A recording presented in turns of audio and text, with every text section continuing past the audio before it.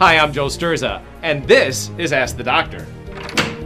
On today's show, we're going to address one of the hottest topics in medicine today, that being sleep apnea. What is it, and why are there so many sleep labs and sleep clinics popping up across our country?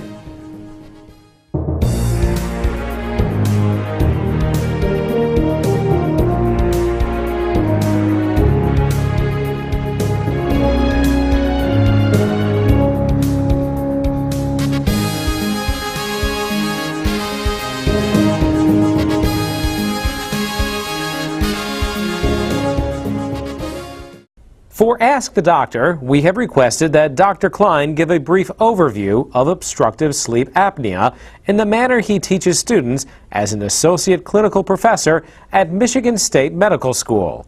His information will include important new research results in many aspects of sleep problems and will also concentrate on what you can do if you have apnea and dislike wearing the CPAP mask.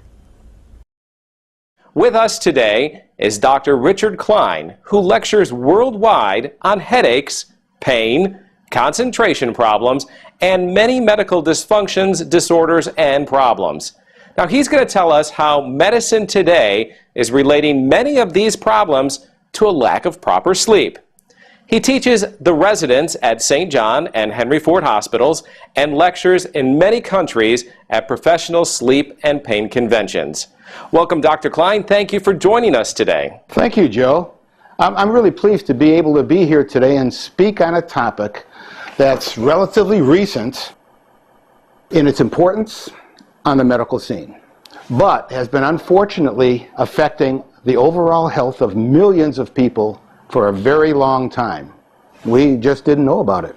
Now, why is that, Dr. Klein? If sleep apnea affects the health of so many people in so many countries, why is medicine now just becoming interested in it? Well, Joe, Americans really should be pleased that medical research is now finally finding out that there are easy treatments to control a problem, and that recent research has identified bad sleep as a direct or an indirect cause of so many vicious diagnoses. In just the past decade, studies have documented how truly important sleep is to our lives.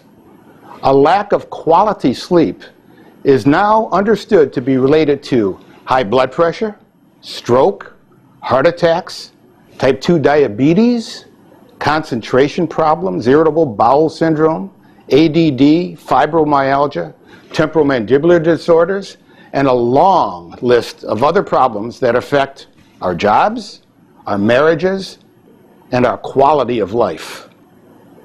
What is sleep? Sleep is a physical and mental resting state in which an individual becomes relatively inactive and unaware of the environment. Normal sleep is characterized by a decrease in body temperature, a decrease in blood pressure, a decrease in breathing rate, and a decrease in most other of our body functions. However, it is also characterized by an active brain. This is really important.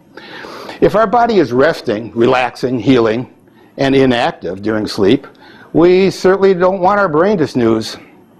We have to breathe. Our heart and our lungs have to continue working normally as the rest of our body semi-shuts down. So, as the rest of our body relaxes and refreshes, our brain just keeps on trucking. It needs to keep us alive. It controls everything in us, even as we sleep. During sleep, we reach several stages. A very light sleep, that's simply a rest period. It's the deep sleep that we need to rejuvenate our bodies. That deep sleep has been called rapid eye movement, or REM. Now, some of us may remember the rock group of the 80s and 90s, REM. They used that as their name. During this REM sleep, basically our brain purposefully paralyzes our muscles, and each and every cell in those muscles gets a tune-up. They relax.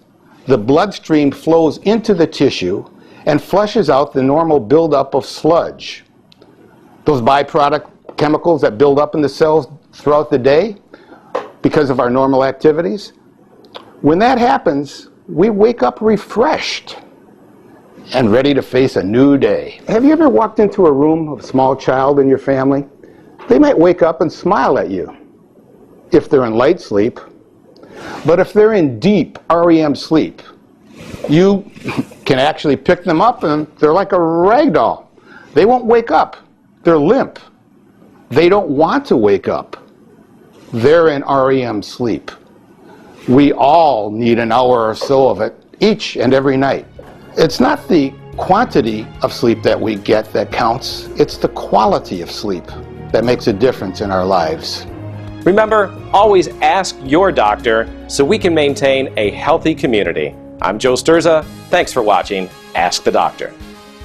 If you would like to learn more about how to sleep better, go to Dr. Klein's website at www.sleepapneamichigan.com. Watch other Ask the Doctor videos with Dr. Richard Klein to learn how to sleep more comfortably.